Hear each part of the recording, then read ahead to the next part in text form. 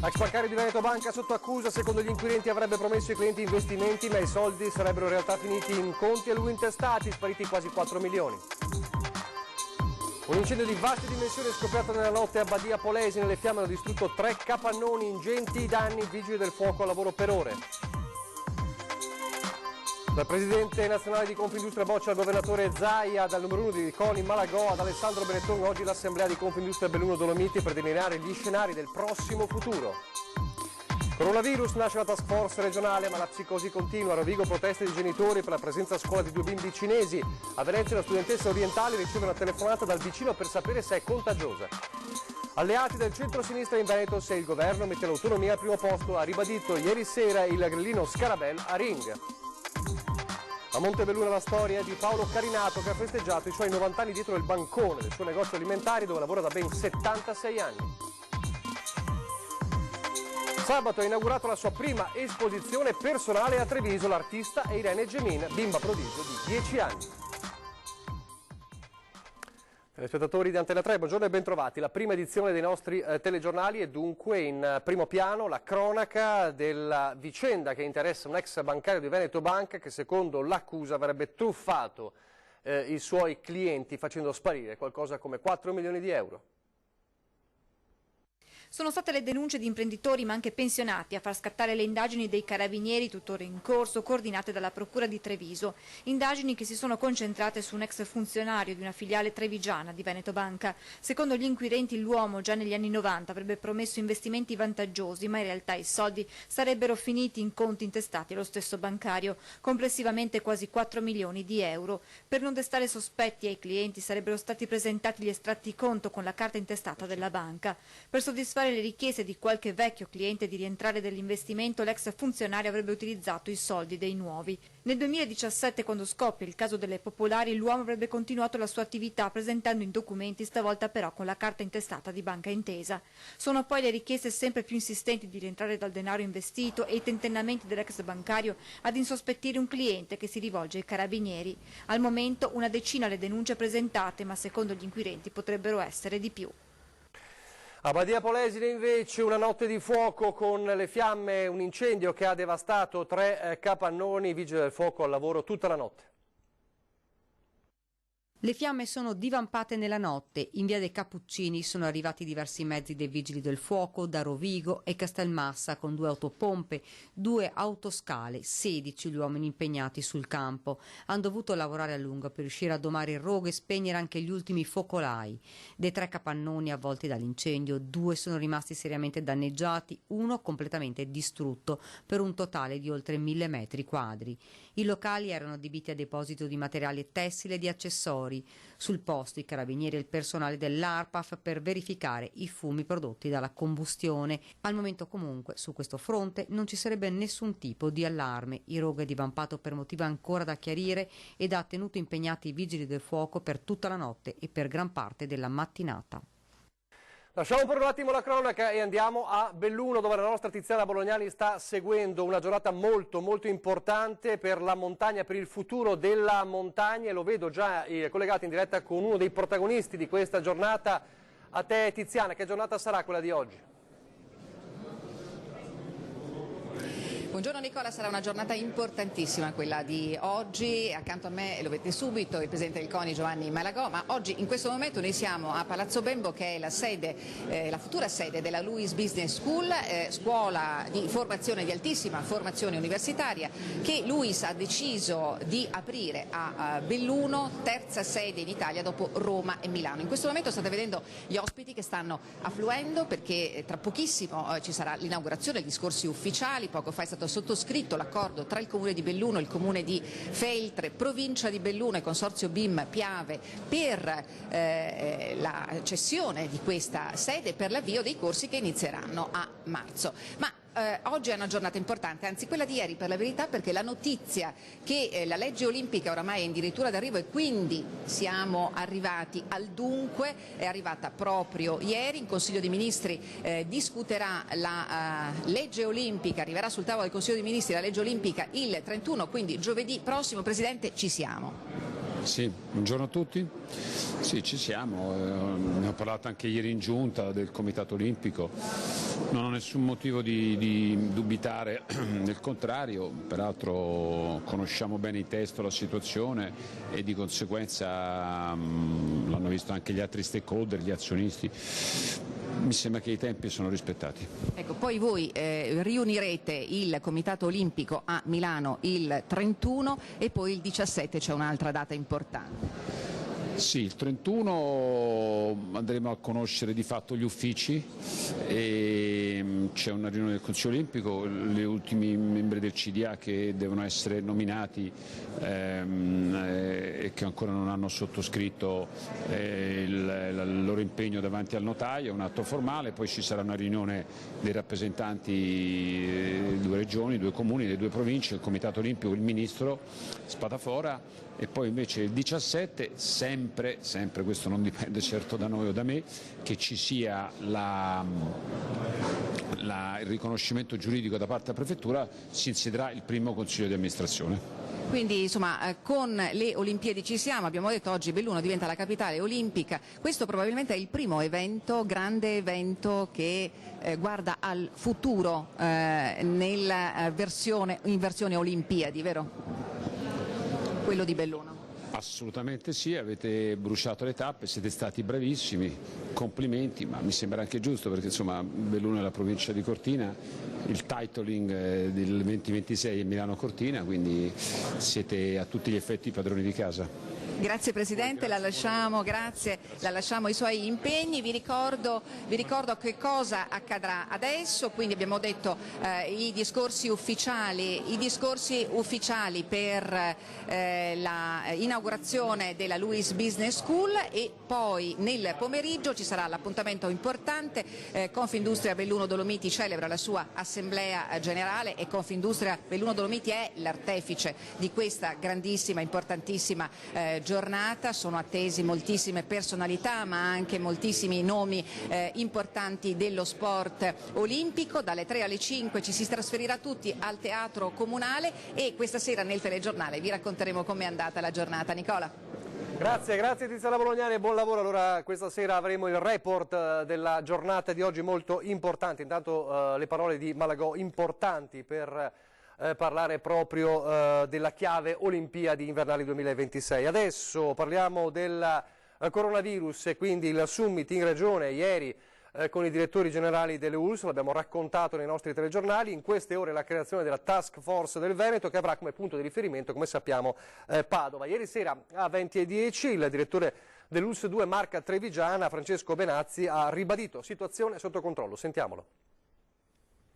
Siamo tutti allertati, organizzati e problemi sul territorio all'oggi non ne abbiamo, quindi ai cittadini diciamo state tranquilli, non allarmatevi, ci sarà una rete importante, quindi non bisogna assolutamente creare allarmismi che non esistono. Ora si parla di un vaccino, ci vorrebbero 2 mesi addirittura per averlo, ma il protocollo qual è? Cioè la sintomatologia, la preoccupazione, perché il rischio è poi che tutti si rechino al pronto soccorso anche per una semplice influenza che non si sa cosa possa essere. Cosa possiamo dire da questo punto di vista? Possiamo dire che poi appena arriveranno le linee guida della Regione noi poi le diffonderemo ovviamente tramite il nostro sito internet, con i contatti con i medici famiglia, per cui a giorni arriveranno tutte le indicazioni utili appunto per voglio dire, stare tranquilli, perché oggi non esiste nessun tipo di contagio all'interno del territorio italiano. Per cui non allarmiamo le persone, certo. E nel giro di pochi giorni poi ci saranno queste linee guida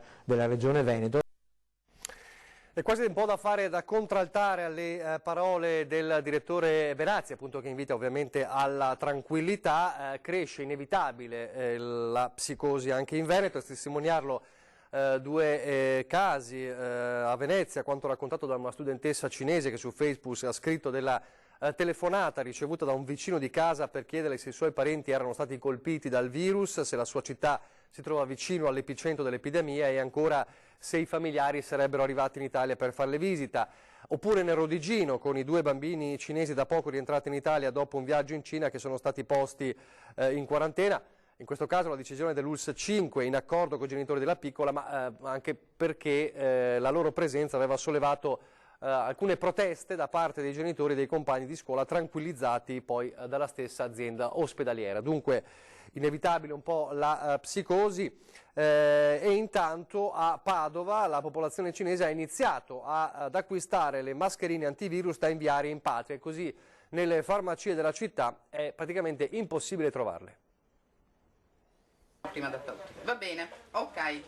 Grazie Sammy, scusi. Mascherine antivirus, tutto esaurito nelle farmacie di Padova. Per i rifornimenti bisogna attendere marzo. In città la comunità cinese è tra le più popolose, lo si è visto anche nelle celebrazioni del Capodanno con numerosi eventi in programma in questi giorni. I cinesi residenti a Padova però sono preoccupati per quanto sta accadendo nel loro paese con il coronavirus che continua a mietere vittime. I morti sono saliti ad 81 nelle scorse ore e così è scattata la corsa alle mascherine. Al momento si fa fatica a trovarle, specialmente quelle che limitano l'assorbimento delle polveri e qualcosa, ma è molto difficile. Abbiamo sentito anche varie ditte proprio in questi giorni e non ne hanno neanche loro e neanche i grossisti che forniscono le farmacie. Chi le acquista? Specialmente popolazione cinese che poi le spedisce a casa. Accade anche mentre noi siamo all'interno della farmacia. Una cliente cinese chiede le mascherine ma sono esaurite. Qui in via Facciolati mercoledì arriveranno ancora qualche pezzo ma sono gli ultimi. Nelle farmacie sono rimaste solo le semplici mascherine a 3 veli, per intenderci quelle che usano i medici in sala operatoria, ma quelle i clienti cinesi non le vogliono. In linea di massima preferiscono quelle più spesse, poi vanno via anche quelle che sono a 3 veli che possono aiutare però non hanno non sono importanti come quelle più grosse. Chiedono solamente quelle più spesse con la classica forma conchiglia, ma oramai sono introvabili anche all'Arcella e in centro storico. In una farmacia a pochi passi del comune sabato una cliente cinese voleva fare una donazione di 500 mascherine da spedire in patria, ma erano già terminate. Vista la mole di richieste e le forniture che scarseggiano nei magazzini, Federfarma Padova ha cercato di mettere in rete tutte le farmacie della città. Noi abbiamo attivato come federazione una mail per presso tutte le farmacie, tipo la ricerca del farmaco urgente, per poter vedere le farmacie che hanno disponibilità ancora di queste mascherine. Adesso andiamo a Scorzè, invece nel Veneziano, dove Anna Maria Parisi ci racconta di un caso di tubercolosi a scuola. Anna Maria. Buongiorno da Scorzè, dove un caso di tubercolosi diagnosticato in un nido del posto ha creato un vero e proprio panico, una psicosi nel contesto di 100 famiglie. Si parla infatti di un caso registrato in un nido del territorio per il quale 100 bimbi ora verranno sottoposti al test per la sicurezza. È il test di Mantoux che permette di diagnosticare la presenza in una persona di questa infezione, se c'è un'infezione anche latente da Mycobacterium della tubercolosi, il Mycobacterio della tubercolosi. Questo caso è stato registrato appunto in un nido della zona, come già detto, però è intervenuta la sindaca Nais Marcon per rassicurare i genitori, anche se in questi giorni, in queste ore si stanno facendo tutte le verifiche del caso. Per il momento il piccolo non è stato isolato perché non viene considerato contagioso, ma domani pomeriggio alle 15 a Peseggia di Scorzè i genitori con gli esperti della ULSS 3 e lo stesso sindaco si ritroveranno per capire come comportarsi in casi simili e quali soluzioni intendono portare avanti. Da Scorzè è tutto, la linea può tornare allo studio. Grazie Anna Maria Parisi. Adesso a Sarcedo nel Vicentino con 2 persone in ospedale per intossicazione da monossido. Intossicati dalle esalazioni della stufa a gas a Sarcedo, 2 uomini extracomunitari sono finiti in ospedale intossicati. Un guasto della stufa usata per riscaldare l'ambiente potrebbe essere alla base dell'intossicazione da monossido dei 2 immigrati residenti in via del Rovere. A dare l'allarme e chiamare i soccorsi probabilmente è stato uno dei 2. Sul posto è arrivata l'ambulanza del SUAM 118, i 2 sono stati trasportati all'ospedale e dopo i primi accertamenti sono stati avviati per un trattamento di ossigenoterapia in regime di emergenza in camera iperbarica. Ed ora torniamo a parlare della vicenda drammatica del neonato che ha riportato gravi lesioni dopo essere nato in ambulanza. Oltre alla procura adesso anche l'ULSS 5 Polesana ha deciso di avviare una inchiesta interna per ricostruire quanto accaduto. L'azienda USL 5 Polesana ha aperto un'indagine interna dopo la denuncia di una mamma di 46 anni che ha partorito il suo bambino prematuro in ambulanza mentre veniva trasportata d'urgenza dall'ospedale di Rovigo a quello di Padova. Il piccolo, a seguito del parto avvenuto lungo la A13, ha riportato numerosi traumi e lesioni gravi e così la mamma ha sporto denuncia ai carabinieri contro i medici rodigini. Per comprendere cosa esattamente sia successo e ricostruire con esattezza le dinamiche e il percorso che è stato intrapreso per la puerpera, abbiamo avviato un'indagine interna, scrive in una nota il direttore generale Antonio Compostella in merito alle ferite riportate dal bimbo durante il parto d'urgenza avvenuto il 9 gennaio scorso. In questo momento drammatico, sottolinea il direttore generale, il mio pensiero corre al piccolo e alla famiglia e mi metto a loro disposizione per ogni evenienza. Compostella ricostruisce poi la giornata della mamma arrivata in ospedale dopo aver accusato forti dolori nonostante la scadenza della gravidanza fosse ad aprile. La signora è stata registrata in pronto soccorso a Rovigo alle 11:50 e subito inviata in divisione ostetricia, dove è stata visitata da 2 medici che hanno valutato, sulla scorta del quadro clinico, il trasferimento all'ospedale di Padova. L'ambulanza è partita alle 13:35, accompagnata dall'autista con il ginecologo a bordo. Durante il tragitto però a Monselice è avvenuto il parto. Alle 14:17 mamma e neonato sono stati presi in carico dal personale dell'ospedale di Padova, questo quanto ricostruito dall'USL 5 Polesana. Siamo in attesa, conclude poi Compostella, di completare l'istruttoria che ci consentirà così di avere un quadro preciso dell'accaduto. Pochi istanti di pubblicità, poi ancora la prima edizione del nostro telegiornale.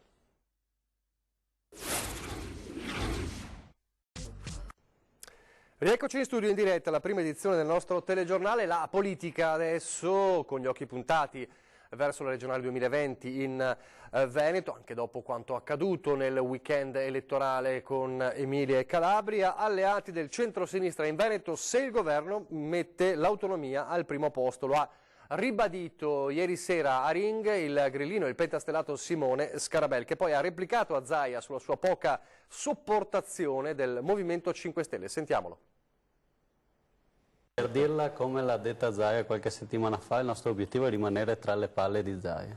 Visto che lui ha detto che voleva... quello che disse lui, non vogliamo avere i 5 Stelle tra le palle. Invece noi siamo talmente affezionati che lì stiamo bene, gli vogliamo così tanto bene che lì diciamo ci dei troviamo. gattini attaccati, come dalle sardine ai gattini attaccati. Perché così lo manteniamo bello sveglio, pimpante, e forse inizierà a fare qualcosa, non solamente portare avanti le cose che ha fatto Galan.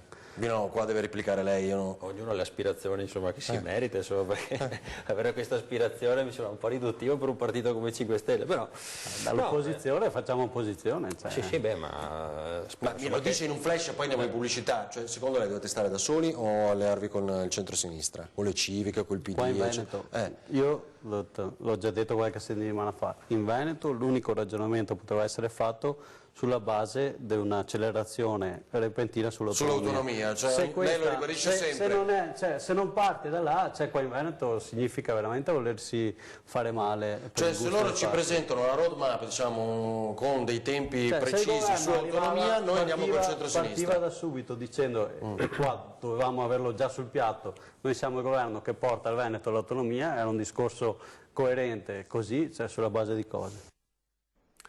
Continuano gli eventi legati al giorno della memoria anche in questi giorni e nei prossimi giorni, purtroppo anche episodi inquietanti a Cadoneghe, loghi di Casa Pound sulla casa del lavoratore, strappati i manifesti del giorno della memoria. La denuncia arriva attraverso la pagina Facebook del Partito Democratico che mostra le foto di quanto è accaduto nella casa del lavoratore di Cadoneghe. Uno scempio, così viene giustamente definito l'atto vandalico scoperto la mattina di lunedì nella sede del gruppo di via Gramsci 43. Strappati i manifesti dedicati al giorno della memoria, al loro posto una serie di adesivi riconducibili al gruppo di estrema destra Casa Pound e Blocco Studentesco.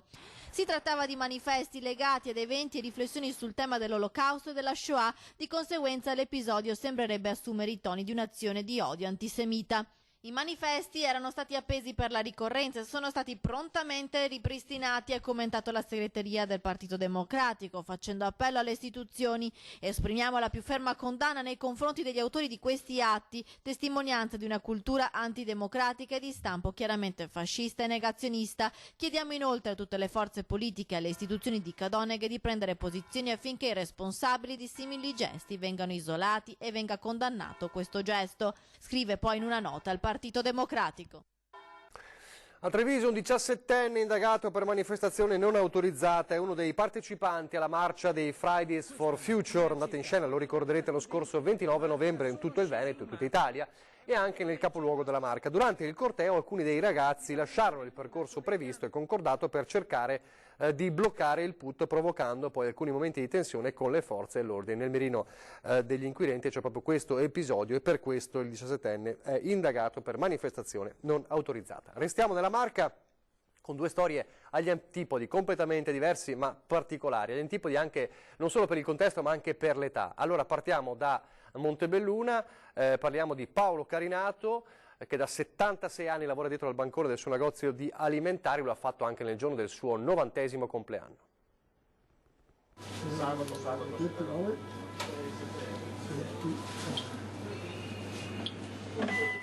Eccolo Paolo Carinato, sempre attivo nonostante la sua età, 90 anni appena compiuti. Dietro al bancone, come ormai fa da 76 anni. La sua ricetta? Sorriso, gentilezza e la passione per questo lavoro. Sì, bisogna che mi alzi perché arrivo 3 volte a settimana, il martedì, il giovedì e il sabato, arrivo i salumi e i freschi, tutti i freschi, insomma, stracchini, casatelle, che robe là.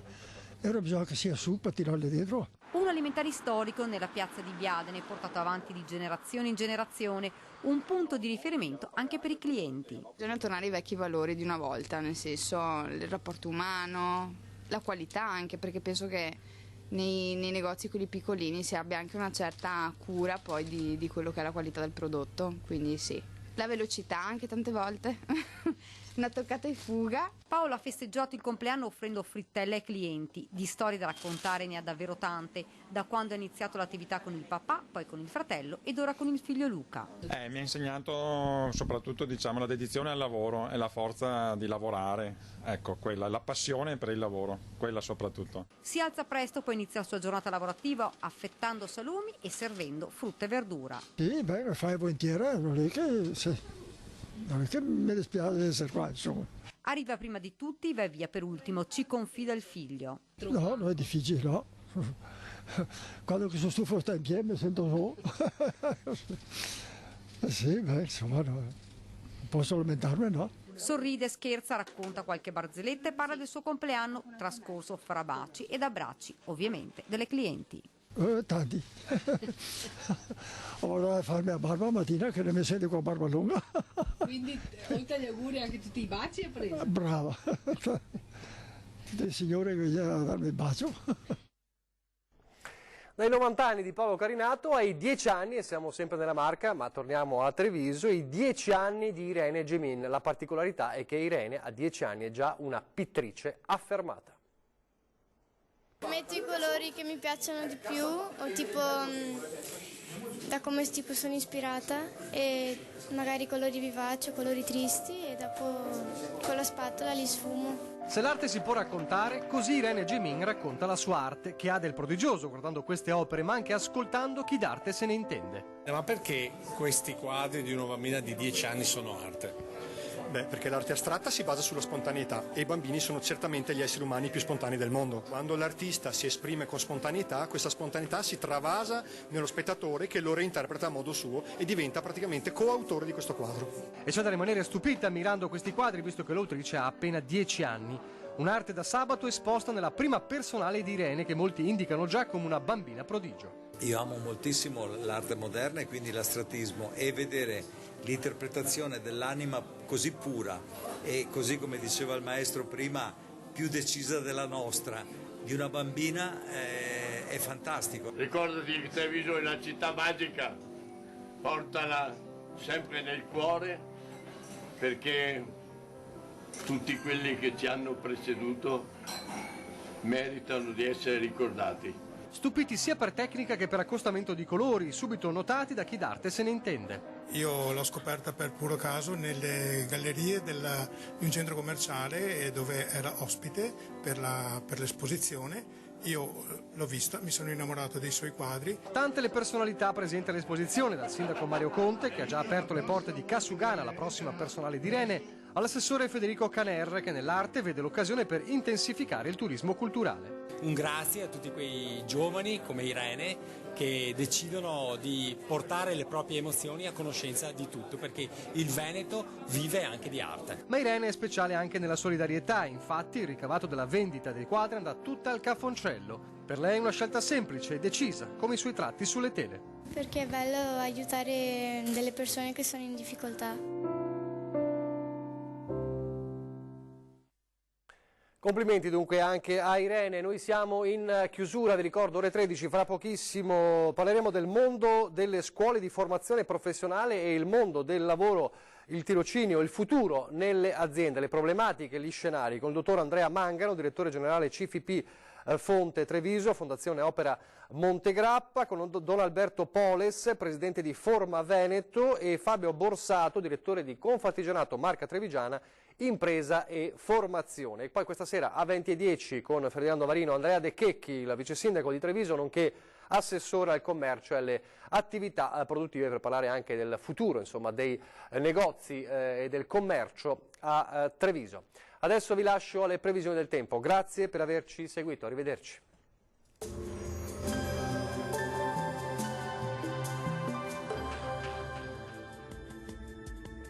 Bentrovati al meteo. Una perturbazione atlantica causerà un tempo piuttosto incerto sulle nostre regioni. Il dettaglio di martedì 28 gennaio.